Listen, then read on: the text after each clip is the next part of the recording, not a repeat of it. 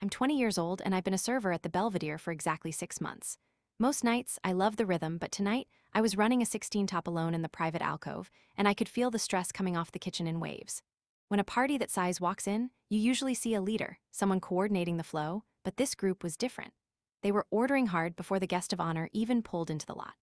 By the time I brought out the first round of drinks, they'd already gone through half a bottle of 2016 Saint-Emilion Grand Cru. That's a $400 bottle of Bordeaux. Then came the food. Instead of waiting for everyone to arrive, they called for the seafood towers. Massive platters of king crab and jumbo shrimp fanned out on crushed ice with dry ice rolling over the table, and 3 orders of the Chateaubriand for 4. The father, Raymond, was the magician of the table.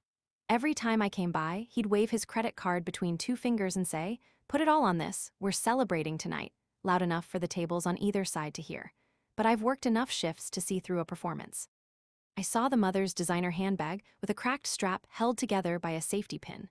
I saw the dent in the rear quarter panel of the father's truck in the parking lot that hadn't been fixed in years. They weren't celebrating, they were performing solvency for an audience of 1. That audience arrived 40 minutes late. Deanna. She didn't look like the rest of them. She wore simple clothes and no jewelry except a silver watch. While her family was swimming in Wagyu and expensive wine, she sat at the end of the table and ordered a single glass of sparkling water. I recognized her immediately, not as a regular, but as one of us. She had that operational look, the way she counted the plates and watched the flow of the room. She wasn't just a guest, she was running a mental audit of the entire table. The tension was like a kitchen fire about to jump the line. I heard the aunt snapping for more butter while making digs about Deanna, living so well, while the rest of the family clipped coupons. I heard the sister, Brooke, laughing about how they'd ordered the expensive stuff early so it couldn't be sent back. When I refilled Deanna's water, she caught my eye and told me I was doing great. It was the only kind word I'd heard from that table all night. 40 minutes in, Deanna excused herself. When she came back, the magician at the head of the table leaned in for the kill, talking about how family takes care of family. He was waiting for the check to drop, expecting her to be cornered by the scene they'd built. But as Diana walked past me, she leaned in and whispered 2 sentences that changed the entire energy of the room. She told me she was only responsible for her water, and to process the rest of the bill against the card on file for the reservation.